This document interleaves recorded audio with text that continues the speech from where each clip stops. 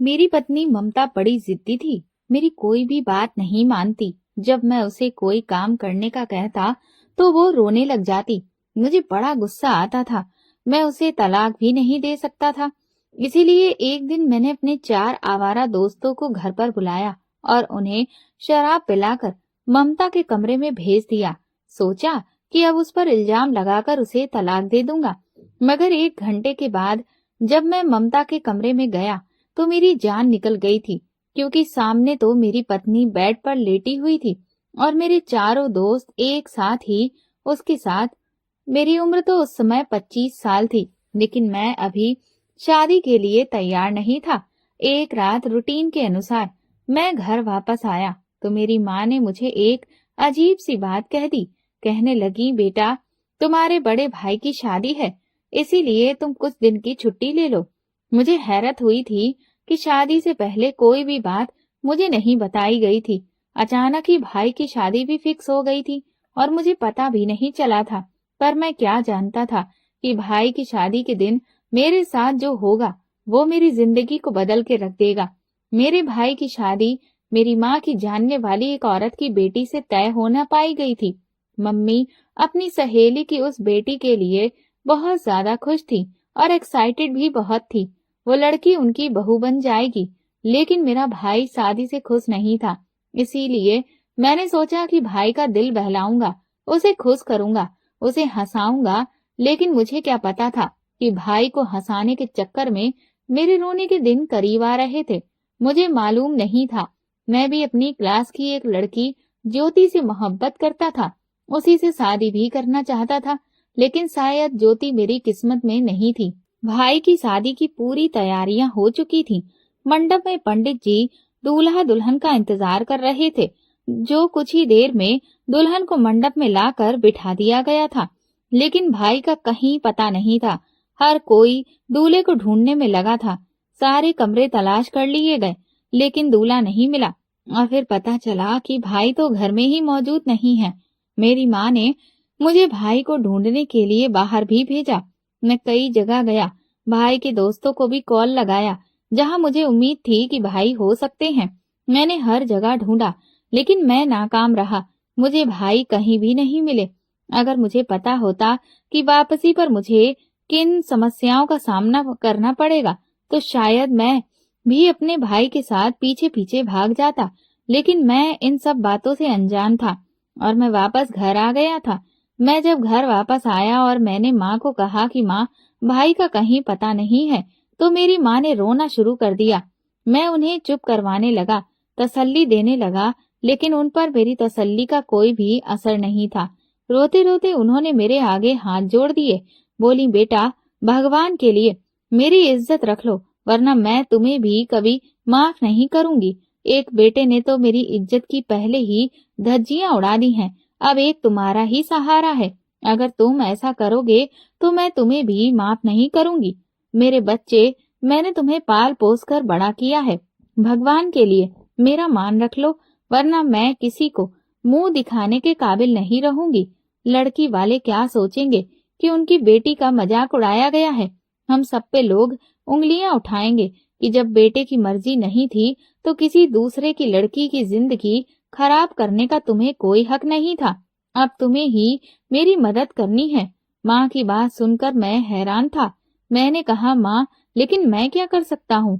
मेरी बात सुनकर मेरी माँ फिर से रोने लगी। बोली, बेटा, बस अब तुम ही उस लड़की से शादी कर लो। वो लड़की ममता बहुत ही अच्छी सुलझी हुई बच्ची है, तुम्हें हमेशा खुश रखेगी। माँ की बात सुनकर मैं हैरान था। मैंने एकदम ना में सिर हिला दिया। मैंने कहा, लेकिन माँ, मुझे इस टाइप की घरेलू लड़कियां पसंद नहीं हैं, जैसा कि वो लड़की ममता है। मुझे तो आजकल के जमाने की नई लड़कियां पसंद हैं। मैं उस लड़की से शादी नहीं कर सकता। मैं थोड़ा चिढ़कर बोला था, मगर माँ के आंसुओं में और भी ज्यादा तेजी आ गई थी। अब मैं अपनी माँ को और ज्यादा रोता नहीं देख सकता था। और फिर मेरे पापा ने एक ऐसी बात कह दी जिसने मेरा हौसला बढ़ाया था, बल्कि मेरे दिल में लालच की एक नई दुनिया आबाद हो गई थी। पापा उस समय बड़े गुस्से में थे। कहने लगे, बेटा, तुषार ने तो ठीक समय पर हमें धोखा दे दिया और घर से भाग गया। वो अगर हमें पहले बता देता तो शायद हम उसका रिश्ता यहाँ पे तय ही ना करते। मगर ऐसी औलाद का क्या भरोसा जो भरे जमाने में इंसान को रुसवा कर दे। मैं अब उसे अपनी जायदाद में से फूटी कौड़ी भी नहीं दूंगा। मेरी जितनी भी जायदाद है, ये घर, बैंक बैलेंस सब तुम्हारे नाम करूंगा। अगर तुम उस बच्ची से शादी कर लेते हो तो, उसे अपनी इज्जत बनाते हो तो मैं तुम्हें अपनी सारी जायदाद दे दूंगा और तुम्हारा बड़ा भाई उसमें किसी भी फूटी कौड़ी का भी हकदार नहीं होगा। और फिर तुम ममता के साथ पूरी जिंदगी खुशी खुशी गुजार सकते हो। पापा की बात सुनकर मेरे तो रोंगटे खड़े हो गए थे। पापा की बहुत सी जायदाद और जमीनें थीं। आज तक पापा ने हमें उसकी हवा भी नहीं लगने दी थी। पापा का ख्याल था कि औलाद को पहले माँ बाप की जायदाद के बारे में नहीं, बल्कि औलाद को ये बताना चाहिए कि उनके ऊपर उनके माँ बाप के क्या क्या हक हैं, अपने माँ बाप की कैसे सेवा करनी है। नहीं तो औलाद जायदाद के लालच में और उसके बंटवारे के चक्कर में पड़ जाती है। पापा के मुंह से जायदाद की बात सुनकर मैंने हाँ कर दी। मेरी हाँ सुनते ही मेरे माँ बाप तो मुझ पर अपनी जान न्यौछावर करने लगे थे। पापा ने कहा कि बेटा, तुमने मेरा दिल खुश कर दिया है, देखना मैं भी तुम्हें खुश कर दूंगा, इतना कुछ दूंगा कि तुमने सोचा भी नहीं होगा। पापा की बातें सुनकर मुझे एक नया हौसला मिला था। मैंने उसी वक्त मंडप में बैठकर ममता के साथ शादी कर ली थी। मेरे दिल में अब नए नए लड्डू फूट रहे थे। पापा के पास जो जायदाद थी अब मैं बेच भी सकता था और उन्हें कोई फर्क नहीं पड़ता, क्योंकि वो जायदाद तो मेरे नाम होने वाली थी और मैं उनसे यही कहता कि मैं नया कारोबार करूंगा, इसलिए मुझे जमीनें बेचनी पड़ेंगी। मेरे इस कदम से सब लोग मेरे एहसान तले आ गए थे, क्योंकि मेरी माँ अच्छे से जानती थी मुझे ऐसी लड़कियां पसंद नहीं थी। लेकिन अब मैंने उनका मान रख लिया था और मैं सबकी आंखों का तारा बन गया था। खैर, मैं ममता को विदा करवा कर घर ले आया। दो एक रस्मों के बाद ममता को मेरे कमरे में बिठा दिया गया था। थोड़ी ही देर के बाद मैं भी कमरे में दाखिल हुआ। पूरा कमरा फूलों और खुशबुओं की महक से चमक रहा था। मेरे सामने गांव की एक खूबसूरत लड़की बैठी हुई थी, लेकिन मुझे उससे कोई मोहब्बत नहीं थी और ना ही कोई उसके लिए बेकरारी थी, क्योंकि मुझे उससे मोहब्बत ही नहीं थी तो उसके लिए मेरी तरफ से कैसी मोहब्बत। मैंने तो दौलत के लालच में आकर उससे शादी की थी। मैं तो उसकी शक्ल भी देखना गवारा नहीं करता था, क्योंकि मुझे तो शहर की रंग बिरंगी लड़कियां पसंद थी। मुझे इस बात से कोई फर्क नहीं पड़ता था कि औरत खूबसूरत कितनी है। मैं ये देखता था औरत बोलती कैसे है, उसका मिजाज कैसा है, उसकी पर्सनैलिटी कैसी है, उनमें अदाएं कितनी हैं। बस यही बातें मेरे ऊपर असर करती थी। खैर, पहले मैंने ममता को नहीं देखा था, लेकिन अपनी माँ के मुंह से ममता की तारीफें बहुत सुनी थी कि बहुत ही प्यारी, बहुत ही खूबसूरत बच्ची है। लेकिन मेरा दिल ममता से बोलने को बिल्कुल भी नहीं कर रहा था। वो घूंघट डाले बेड पे बैठी हुई थी और मैं अपनी शेरवानी उतार कर हैंगर में लगाने लगा और फिर उसके बाद अपनी घड़ी उतारने लगा। शायद ममता इस इंतजार में थी कि मैं उसे आवाज दूंगा या उसके पास बैठकर उसका घूंघट हटाऊं, लेकिन मुझे इस काम की कोई भी जल्दबाजी नहीं थी। मेरी तरफ से खामोशी पाकर ममता से शायद बर्दाश्त नहीं हुआ था और उसने बहुत ही पतली सी आवाज में मुझसे बोला था, नमस्ते जी। उसके इन शब्दों पर तो जैसे मुझे आग सी लग गई थी। गुस्से से मैंने कहा, कर दी ना तुमने वही गंवार वाली बात। शादी की पहली रात अपने पति को ये नमस्ते जी कौन कहता है। मेरी इस बात पर बजाय शर्मिंदा होने के वो हंसने लगी, अपना उलट दिया कहने लगी, आपने तो वो भी नहीं किया। मुझे उनकी इस बात पर गुस्सा आया। मैंने कहा, तुम मुझसे अभी से गिले शिकवे कर रही हो। मेरी बात काटते हुए बोली, भगवान न करे कि मैं आपसे गिला या शिकवा करूं। मैं तो ऐसा कभी सोच भी नहीं सकती। अब तो मैं सारी जिंदगी आपके ही साथ रहूंगी और आपकी हमेशा वफादार बनकर जिंदगी भर सेवा करूंगी। आपकी आज्ञा का पालन ना करूं, ऐसा तो मैंने सोचा ही नहीं। ममता की इतनी हाँ हुजूरी और इतनी सादी गाय वाली नेचर देखकर मुझे अजीब सी खुशी हुई थी। मैं जानता था ऐसी पत्नी पतियों के सामने जवान नहीं खोलती। अब मुझे पूरी आजादी मिलेगी कि मैं जो चाहूंगा वो करूंगा। मैंने कहा, अच्छा चलो ठीक है, कपड़े बदल कर सो जाओ, मैं थक गया हूँ। मैं खुद को लापरवाह रखने की कोशिश कर रहा था। जी अच्छा कहकर उठकर वो बाथरूम में चली गई थी। मेरी नजर उसके पांव पर पड़ी तो मैं देखता ही रह गया था। उसके पांव तो बहुत ही मुलायम और दूध की तरह सफेद थे। लगता था जैसे ये पैर जमीन पर रखने के लिए बने ही नहीं, बल्कि फूलों की तरह नाजुक मुलायम पैर, इन्हें तो बस फूलों पर ही चलना चाहिए। उसके पैरों की ये खूबसूरती देखकर मैं तो हैरान रह गया था। अब मेरी नजर उसके चेहरे की तरफ उठी थी। इससे पहले मैंने उसके चेहरे को देखना जरूरी नहीं समझा था, और अब जब उसके चेहरे को देखा तो मैं नजरें हटाना भूल गया था। कैसी अजीब सी चमक थी उसके चेहरे पे, जो सामने वाले को अपनी तरफ खींच रही थी। दुल्हनों वाला मेकअप उसके चेहरे पर नहीं था। एकदम साफ चमकता हुआ चेहरा था जो मेरे सामने था। वो धीरे धीरे कदम उठाती हुई वॉशरूम में चली गई थी। मुंह धोकर जब बाहर निकली तो मैं उसे देखता ही रह गया था। अचानक ही मेरे दिल में उसके लिए अजीब से जज्बात उभरने लगे थे। जी चाहा कि इस प्यारी और मासूम सी लड़की को अभी के अभी अपनी बाहों में समेट लूं और उस पर अपनी सारी उल्फतें लुटा दूं। लेकिन अचानक ही मेरे दिमाग में वो सारी लड़कियां घूम गई थीं जो मेरे आगे पीछे घुमा फिरा करती थीं, मेरे ऊपर अपनी जान छिड़कती थीं, मेरे लिए कुछ भी करने के लिए तैयार थीं। शहर की ऐसी रंगीन तितलियां जब मेरे आगे पीछे मंडराती थी, तो फिर मैं एक गांव की गंवार लड़की को अपने आप क्यों सौंपता? ममता में ऐसा क्या खास था? सिर्फ शक्ल ही खूबसूरत थी ना, उसमें अदाएं थी, ना बात करने का हुनर था, ना ही पढ़ी लिखी थी। हरगिज नहीं, मैंने अपने दिल में सोचा और बाहर आ गया। लॉन में आकर मैं सिगरेट पीने लगा था। थोड़ी ही देर के बाद मेरी माँ वहीं पे आ गई।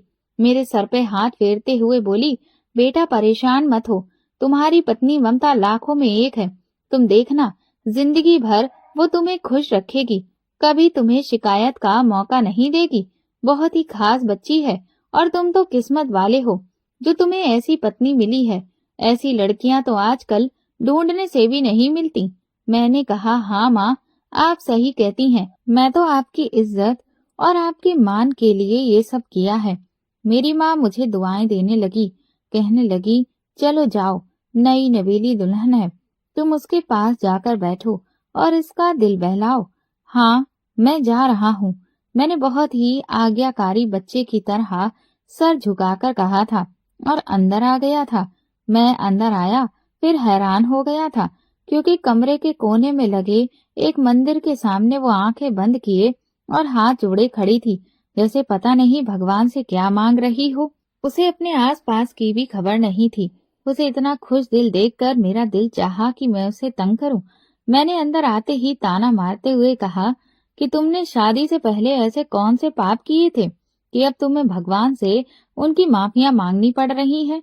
कोई तो वजह होगी, कोई तो पाप किया होगा तुमने अपने अतीत में। मेरी बात सुनकर उसे गुस्सा नहीं आया था, बल्कि वो अपनी आदत के अनुसार वो मुस्कुरा दी थी। बोली, मैं तो आपकी लंबी उम्र की दुआ मांग रही थी और मैंने ऐसा कोई पाप नहीं किया है। वैसे तो हम सब पापी हैं, जाने अनजाने हर इंसान से गलती हो ही जाती है और हमें भगवान से माफी मांगते रहना चाहिए। भगवान से प्रार्थना करनी चाहिए कि वो हमें अच्छे रास्ते पर चलाए। उसकी बात सुनकर मुझे फिर से गुस्सा आया था। मैंने कहा, अच्छा, तो तुम ये कहना चाहती हो कि मैं पापी हूँ और मैं नरक में जाऊंगा? मेरी बात सुनकर वो जल्दी से मेरे पैरों में बैठ गई थी, मेरे पैर छुए और कहने लगी, भगवान ना करे जो मैं आपको ऐसी बात बोलूं। ऐसी बात बोलने से पहले मेरी जबान कट जाए। मगर मुझे ये सब बनावटी लग रहा था। कहीं से भी मुझे उसकी इन हरकतों में सच्चाई नहीं लग रही थी। उसका सब्र मुझे और भी गुस्सा दिला रहा था। अगर वो थोड़ा सा गुस्सा कर लेती, मुझसे शिकवे शिकायत कर लेती, तो शायद मैं भी नॉर्मल हो जाता, ये समझता कि वो भी मेरे जैसी ही है। पर वो तो ऐसे बनी हुई थी जैसे उस पर मेरे होने या ना होने का कोई फर्क नहीं था, और उसकी यही शांति सब्र मेरे अंदर आग लगा रहा था। मुझे ऐसा लगता जैसे वो मेरा मजाक उड़ा रही है। उसके कपड़े, उसके चलने फिरने और बोलने का अंदाज सभी अलग थे, और उसकी इन हरकतों को देखते हुए मैं तो इतना समझ गया था कि वो बहुत ही नेक और पवित्र लड़की है। आज तक कभी किसी गैर मर्द की तरफ उसने नजर उठाकर भी नहीं देखा होगा। अभी मैं उसके बारे में यही सब बातें सोच रहा था कि मेरे कमरे के दरवाजे पर दस्तक हुई थी। रात के 12 बजे थे। मुझे हैरानी हुई कि इस वक्त मेरे कमरे के दरवाजे पर कौन आ सकता है, कौन दस्तक दे रहा है। मैंने दरवाजा खोला तो सामने मेरे पापा ही खड़े थे। आंखों में आंसू लिए, चेहरे पे खुशी के मिले जुले भाव थे। पापा मुझे देखते हुए मेरे गले लग गए। पापा की खुशी मेरी समझ से बाहर थी। मैंने कहा, क्या बात है पापा? पापा ने कहा, बात ही कुछ ऐसी ही है कि खुश होना तो बनता है। तुम मेरे कमरे में चलो, मैं सब बताता हूँ। मैं पापा के कमरे में गया तो कुछ कागजात उनके बेड पर बिखरे पड़े थे। ये क्या है? मेरे दिल में जायदाद वाली बात थी, इसीलिए मैं पूछ बैठा। पापा खुशी खुशी वो पेपर मुझे दिखाने लगे। बोले, ऑफिस की तरफ से मेरी एप्लीकेशन एक्सेप्ट हो गई है। तुम्हें तो पता है कि कितने ही दिनों से अपने ऑफिस में मैं एप्लीकेशन डाल रहा था कि मुझे छुट्टियां दी जाएं और मुझे 4 धाम की यात्रा के लिए ऑफिस की तरफ से भेजा जाए, और आज जाकर मेरी एप्लीकेशन एक्सेप्ट कर ली गई है। मैं हैरान हो गया था। वो कब से इस काम के लिए कोशिश कर रहे थे। पापा और माँ के दिल में तीर्थ यात्रा करने की बहुत ही ज्यादा लगन थी। मुझे पापा की खुशी देखकर खुशी महसूस हो रही थी। पापा कहने लगे, बेटा, मेरी इच्छा है कि मैं भी भगवान की जन्मभूमि के दर्शन करूं, लेकिन तुम लोगों की जिम्मेदारियां मेरे पैरों में जंजीरें डाले हुए थी। अब तुम्हारी शादी हो गई है और मुझे पता है तुम्हारा बड़ा भाई अपने दोस्त के घर है। अब मुझे उसकी कोई चिंता नहीं। वो जहाँ चाहे अपनी मर्जी से शादी कर ले। और हाँ, तुम्हारी पत्नी बहुत ही अच्छी लड़की है। देखना, वो तुम्हें संभाल लेगी, तुम्हें भटकने नहीं देगी। इसीलिए मैंने सोचा है कि मैं ये काम भी कर लूं। फिर अगले साल भगवान ने चाहा तो दोबारा से पूरे परिवार के साथ चलेंगे। पापा बहुत खुश थे और साथ ही साथ मुझे इस बात की खुशी थी कि माँ और पापा 1 महीने के लिए जा रहे थे। अब उस पूरे घर में मैं अकेला होता, और मैंने सोच लिया था कि मैं ममता के साथ ऐसा काम करूंगा कि फिर मुझे ममता को तलाक देने की नौबत ही नहीं आएगी, बल्कि वो खुद ही ये घर छोड़कर चली जाएगी। मैं दोबारा कमरे में गया और वो अभी भी वैसा ही नाटक कर रही थी। अब भी संस्कारी बहू बनने का उसके हाथ में गीता थी और उसका वो पाठ कर रही थी। मैं उसके पास बैठ गया। मैंने कहा, ममता, क्या तुम वाकई इतनी पवित्र और धार्मिक लड़की हो कि हर वक्त भगवान की पूजा पाठ में लगी रहती हो? और क्या तुमने कभी किसी गैर मर्द की तरफ निगाह उठाकर भी नहीं देखा? मेरी बात पे वो अपने कानों को हाथ लगाने लगी और बोली, मेरा भगवान जानता है कि मैंने कभी किसी गैर मर्द को गलत नजरों से नहीं देखा, और ना ही मैं किसी गैर मर्द के साथ बैठना पसंद करती हूँ। मैंने कहा, फिर तो तुम मेरे दोस्तों के सामने भी आना पसंद नहीं करोगी? तो कहने लगी, हाँ जी, ऐसा ही है, मैं आपके दोस्तों के सामने भी नहीं आऊंगी। मैंने कहा, अच्छा, तो फिर ठीक है, मैं तुम्हें तुम्हारे माँ बाप के घर छोड़ देता हूँ, क्योंकि जब तुम यहाँ से जाओगी तो मैं अपने दोस्तों को घर पर बुलाऊंगा। मम्मी पापा तीर्थ यात्रा के लिए जा रहे हैं, और तुम्हें तो पता है ये मौका बार बार नहीं आता। मेरे दोस्त मेरे घर आना चाहते हैं। मेरे 2 दोस्त विदेश में नौकरी करते हैं और मेरी शादी की वजह से वो छुट्टियां लेकर आए हैं। हम सब दोस्त बचपन के दोस्त हैं और हम आपस में खूब सारा टाइम बिताना चाहते हैं, अपने बचपन की सारी यादें ताजा करना चाहते हैं। इसीलिए हमें अकेलेपन की जरूरत है, जो कि ये घर पर ही हो सकता है। तो मैं चाहता हूँ कि तुम हम दोस्तों के बीच में किसी भी तरह की कोई डिस्टरबेंस ना करो, इसीलिए अपने माँ बाप के घर चली जाओ। वो मेरी बात फौरन ही मान गई थी। कहने लगी, लेकिन मेरी एक शर्त है। मैंने कहा, वो क्या? कहने लगी, वो मैं आपको थोड़ी देर के बाद बताऊंगी। ये कहकर वो कमरे से बाहर चली गई थी और मम्मी पापा को बधाई देने लगी कि वो तीर्थ यात्रा पर जा रहे थे। और मैं अंदर बैठा यही सोच रहा था कि आखिर ममता के दिमाग में ऐसी कौन सी शर्त होगी जो वो मेरे साथ रखना चाहती है। मैंने अपने सारे दोस्त और गर्लफ्रेंड को भी बता दिया था कि मेरे मम्मी पापा 1 महीने के लिए जा रहे हैं, तो मेरे घर पर पार्टी के लिए आ जाना। बल्कि अब तो हर रोज मेरे घर पर पार्टी हुआ करेगी। हम सारे लड़के लड़कियां मिलकर रात भर मौज मस्ती करेंगे। मैं बहुत खुश था और मेरे सभी दोस्त भी अपनी सारी गर्लफ्रेंड के साथ आने के लिए तैयार थे। मेरे ज्यादातर दोस्त बहुत अमीर तो नहीं थे, लेकिन बेशर्मी के काम में उनका जवाब नहीं था। हर एक दोस्त की अपनी अपनी गर्लफ्रेंड थी और उनके बीच हर तरह के रिश्ते भी बन चुके थे। अपने दोस्तों की इन हरकतों की वजह से मैं कई बार मुश्किल में भी पड़ चुका था, लेकिन मेरे माँ बाप का पैसा था जो मुझे हर बार बचा लेता था। खैर, अब तो मुझे चिंता करने की जरूरत नहीं थी, क्योंकि अब तो मेरे ही घर में पार्टी हुआ करती। मैं बहुत सुकून से था कि कौन सा हम लोग किसी होटल में जाएंगे जो पकड़े जाएंगे। मजे की बात तो ये थी कि मेरे किसी दोस्त को ये नहीं पता था कि मेरी शादी हो चुकी है। ममता से तो मैंने झूठ बोल दिया था कि मेरे दो दोस्त मेरी शादी में शामिल होने के लिए विदेश से आए हुए थे, और मैं अपनी शादी वाली बात किसी को बताना भी नहीं चाहता था, क्योंकि मैं नहीं चाहता था मेरे दोस्तों को पता चले कि मेरी पत्नी गांव की गंवार लड़की है और वो मेरा मजाक उड़ाए। थोड़ी देर के बाद ममता मेरे पास आई तो मुझे अजीब सी नजरों से देखने लगी, जैसे वो मेरे बारे में सब कुछ जानती हो। कहने लगी, हर्ष, एक बात पूछूं? सच सच बताना। मैंने कहा, हाँ पूछो। कहने लगी कि आप सच में अपने दोस्तों को पार्टी देना चाहते हैं? मैंने कहा, हाँ देना चाहता हूँ। तुम्हें कोई शक है? अगर तुम यहाँ रुकना चाहती हो तो रुक सकती हो और अपनी आंखों से देख लेना, तुम्हारी मर्जी है।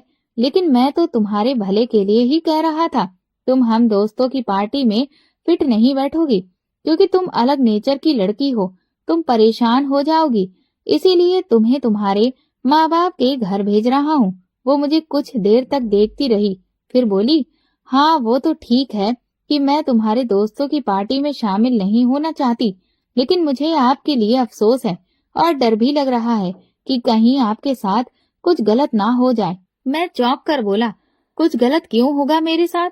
वो कहने लगी, जब तक आप अच्छाई और बुराई के अंतर को समझ ना लें, तब तक मैं कुछ कह नहीं सकती, और ना ही मैं आपको जबरदस्ती अपनी बात मनवा सकती हूँ। मैंने कहा, हाँ सही बात है, मनवाने की कोशिश भी मत करना। तुम जानती हो कि मैं तुमसे ये शादी अपनी खुशी से नहीं की है, बल्कि मम्मी पापा की खुशी की खातिर की है। वरना तो तुम्हारे होने वाले दूल्हे शादी के ठीक समय पहले तुम्हें छोड़कर भाग गया था और अभी तक वापस नहीं आया। बस फोन करके बता दिया है कि तुमसे शादी नहीं करना चाहता और अपने दोस्त के घर पर है। यकीनन कोई ना कोई तो वजह होगी जो वो तुमसे शादी नहीं करना चाहता था। कुछ ना कुछ तो किया होगा तुमने, या फिर तुम्हारी बातों में उसे कुछ ऐसा महसूस हुआ होगा और मेरे भाई को लगा होगा कि तुम्हारा कैरेक्टर या तुम्हारी नीयत सही नहीं है, इसीलिए तुम्हें छोड़कर भाग गया।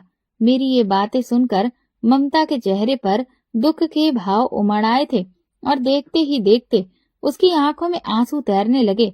आखिर को वो भी एक लड़की थी, लेकिन मैंने उसे चुप कराने की कोशिश नहीं की थी, बल्कि उसे यूं ही रोता छोड़कर बाथरूम में चला गया था। खैर, शादी की पहली रात हमारी यूं ही निकल गई थी। मैंने उसे हाथ भी नहीं लगाया था। मैं बाथरूम से आकर सीधा सोफे पर लेट गया और उसने भी मुझे कुछ नहीं कहा था। वह आराम से बेड पर सो गई थी। अगले ही दिन मम्मी पापा चले गए थे। कहने लगी कि आप भी मुझे अब मेरे माँ बाप के घर छोड़ आओ, मैं अपने मायके जाना चाहती हूँ। मैंने कहा, एक दिन और रुक जाओ, और वैसे तुमने भी तो अपनी एक शर्त मनवानी थी, वो तो तुमने बताई ही नहीं। तो कहने लगी, मेरी शर्त तो कुछ भी नहीं थी, बस इतनी सी थी कि आप सुबह सवेरे उठ जाया करना और भगवान की आरती करके अपने दिन की शुरुआत किया करना। जब आप भगवान का नाम लेकर अपना दिन शुरू करते हैं तो भगवान भी आपसे खुश होते हैं और आपको हर मुश्किल से बचाते हैं। सुबह सवेरे भगवान को जरूर याद करना चाहिए, चाहे दुनिया इधर की उधर हो जाए। मुझे उसकी ये बात अच्छी लगी थी। मैं उसकी बात सुनकर इम्प्रेस हुआ था। मुझे तो लगा था कि वो मुझसे पैसे मांगेगी या फिर कोई और जिद करेगी, लेकिन उस बेचारी ने तो मेरे ही फायदे की बात की थी। इस बात पर मैं थोड़ा शर्मिंदा भी हुआ था और परेशान भी कि मैंने उसे गलत समझा था। वो तो मेरे ही भले की बातें सोच रही थी। खैर, ऐसी सब बातों से तो उसे कोई फर्क नहीं पड़ता था। वो तो सब्र का पुतला बनी हुई थी। थोड़ी देर के बाद ही उसने अपना सामान पैक कर लिया। मैं दिल में उदास हो रहा था। पता नहीं क्यों उसके जाने पे अच्छा नहीं लग रहा था, पर मैंने ये बात उस पर जाहिर नहीं की थी। मैं उसे गाड़ी तक छोड़ आया था। वो अपने माँ बाप के घर चली गई। उसके जाने के बाद घर में अजीब सी उदासी छा गई थी, जैसे एक नहीं 10 लोग घर से निकल गए हों। घर बहुत खाली खाली लग रहा था मैंने घबराकर जल्दी से अपने दोस्तों को कॉल लगाई। उनसे कहा, घर खाली हो गया है, अब तुम लोग शाम को आ जाना। मेरे दोस्त तो इसी मौके के इंतजार में थे। मेरे दोस्तों के आने से घर में एक नई रौनक सी लग चुकी थी। हर तरफ गानों की आवाज और धूम धड़ाके वाले डीजे बजने लगे थे और डीजों की थपाक थप से मेरे दोस्तों की गर्लफ्रेंड नाच रही थी। मैं इन सारी लड़कियों को पहले से ही जानता था। मैंने सबके लिए छोटे छोटे गिफ्ट्स भी पैक कर रखे थे। जब मैं वो गिफ्ट्स उन्हें देता तो वो खुश होती थी। उसको यही तो चीज भाती थी। खाने पीने के बाद हमने डांस पार्टी की शुरुआत की थी। लड़के लड़कियां आपस में डांस करने लगे, बातचीत करने लगे। लेकिन इसी बीच मुझे कुछ गलत होने का एहसास हुआ था। मुझे आज अपने दोस्त रमन और राजीव के तेवर कुछ अजीब से लग रहे थे। उनकी आंखों में मक्कारी सी दिख रही थी। उसको देखकर लगता था जैसे कोई बात अपने अंदर ही अंदर मुझसे छुपा रहे हो। वो दोनों एक दूसरे को इशारे भी कर रहे थे, जबकि बाकी सब लोग अपने अपने कामों में बिजी थे। लेकिन रमन और राजीव का व्यवहार और उनका ध्यान कहीं और था। मैंने उस पर नजर रखना शुरू कर दी, लेकिन फिर मुझे प्रियंका ने अंदर बुलाया। वो मेरी सबसे पसंदीदा गर्लफ्रेंड थी। उसने कभी भी मेरे सामने ऊंची आवाज में बात तक नहीं की थी। मेरी बहुत इज्जत भी करती थी। मैं उसके पास चला गया। वो मुझसे बातें करने लगी। बातों ही बातों में पता ही नहीं चला कब रात के 12 बज गए थे। फिर हम सब लोग बैठकर एक बार फिर से शराब की महफिल सजाई थी। लेकिन अब भी राजीव की आंखें कुछ और ही कह रही थी। वो शराब पीने में ज्यादा दिलचस्पी नहीं ले रहा था। अब मुझे बेचैनी होने लगी थी कि तभी मुझे ऐसा महसूस हुआ जैसे ममता मुझे बुला रही है। मुझे कमरे के अंदर बुला रही थी, कह रही थी, सुबह की रोशनी फैलने वाली है, जाओ भगवान के पास जाओ और उससे अपने किए गए पापों की माफी मांगो और भगवान की आरती करो। इन लोगों को यहाँ से निकाल दो। ये लोग अच्छे नहीं हैं, वरना बहुत बुरा होगा। मैं ये बात सुनकर हैरान रह गया था, क्योंकि ममता तो मेरे सामने ही अपनी माँ के घर गई थी। क्या वो वापस घर आ गई थी? मुझे बहुत गुस्सा आया। उसकी आवाज मेरे कानों में टकरा रही थी। ये मेरा कोई वहम नहीं हो सकता था। हालांकि घर में म्यूजिक की आवाज बहुत ऊंची थी, लेकिन फिर भी मुझे विश्वास था कि उसी की आवाज है। वो घर आ चुकी है। गुस्से से मैंने कमरे का दरवाजा खोला और कमरे को कुंडी भी लगा दी। लेकिन जैसे ही मैंने दरवाजे को कुंडी लगाई थी, बाहर से बहुत तेज आवाजें आने लगी थीं। आवाजें ऐसी थीं जिन्हें सुनकर मेरा दिल बैठ गया था। ये आवाज तो पिस्टल से निकलने वाली गोलियों की थी। मैं दिल थामे वहीं बेड पर बैठ गया था। डर के मारे मेरा दिल जोर जोर से कांप रहा था। मैंने कांपते हाथों से अपना मोबाइल निकाला और उस पर नंबर डायल करने लगा। थोड़ी ही देर बाद मेरे दरवाजे को जोर जोर से पीटा जाने लगा, लेकिन मैंने दरवाजा नहीं खोला था। जरूर मेरे घर में कुछ तो गड़बड़ हो रही थी, जो ये फायरिंग की आवाजें आ रही थी। थोड़ी ही देर बाद बाहर सब कुछ शांत हो गया था। पुलिस को मैं कॉल कर चुका था। थोड़ी ही देर में पुलिस के सायरन बजने लगे थे। मेरे कमरे के दरवाजे को लाख कोशिशों के बावजूद भी कोई तोड़ नहीं सका था, क्योंकि मेरे कमरे का दरवाजा बहुत मजबूत था। अगर 100 आदमी मिलकर भी उस दरवाजे को तोड़ते, तब भी तोड़ नहीं पाते। इसी कमरे में सारा जेवर और कीमती चीजें, कैश और हर तरह के कागजात रखे हुए थे, जबकि मेरा मोबाइल मैं अपने साथ ही लेकर कमरे में आया था। मेरे दोस्तों ने मुझसे ज्यादा शराब पिलाने की कोशिश की थी, मगर मैंने बहुत कम शराब पी थी, जिसकी वजह से मैं अपने होशो हवास में था। जब मुझे ममता की आवाज सुनाई दी थी, तो मैं इसी कमरे में आया था, लेकिन अंदर कोई नहीं था। मैं यही सोच रहा था और उसी वक्त पुलिस आ गई और सारा ड्रामा खत्म हो गया। सब लोगों को पुलिस ने गिरफ्तार कर लिया और मैंने अपने दोस्तों का नाम लिया था। वो गरीब घर से थे, लेकिन बड़े ही मक्कार और चालबाज निकले। वो आज मुझे मारने और मेरे घर पर डाका डालने के इरादे से आए थे। हकीकत सुनकर मुझे विश्वास नहीं आया था। मेरे अपने जिगरी दोस्त मेरे खिलाफ इतना बड़ा प्लान तैयार कर सकते थे। उनको मेरी शादी के बारे में भी पता था और ये भी पता था कि मेरे कमरे में अच्छा खासा कीमती जेवर पड़ा है। वो लोग ये सब कुछ उठाकर और चोरी के इरादे से रखते थे, लेकिन समय पर पुलिस आ गई थी। अब सब लोग पकड़े गए थे, लेकिन सबसे बड़ी बात ये थी, जो मुझे हैरान और परेशान भी कर रही थी कि वो उस रात मेरी पत्नी घर पर नहीं थी। वो अगले दिन घर वापस आई थी, लेकिन ये शायद उसकी भगवान से सच्ची भक्ति का असर था कि उसने मुझे बचा लिया था। भगवान अपने खास भक्तों पर आने वाली मुसीबत को आने से पहले ही टाल देते हैं। यही तो भगवान की लीला अपरंपार है। मैंने उसी दिन से अपने सारे बुरे कामों से तौबा कर लिया था और अपनी पत्नी ममता को दिल से अपना लिया था। उसके साथ अपनी शादीशुदा रिश्ते की भी शुरुआत की थी और आज मैं अपनी पत्नी के साथ बहुत खुश हूँ। मेरा एक बेटा भी है जिसकी परवरिश मेरी पत्नी बहुत ही अच्छे से कर रही है। मेरी पत्नी बहुत ही अच्छी साबित हुई थी मेरे लिए। दोस्तों, अगर आपको हमारी कहानी पसंद आई है तो कमेंट करके जरूर बताएं और वीडियो को लाइक करके ज्यादा से ज्यादा शेयर करें। चैनल पर नए हैं तो सब्सक्राइब करें और हाँ, नोटिफिकेशन बेल को जरूर दबाएं ताकि अगली अपडेट सबसे पहले आपको मिले। धन्यवाद।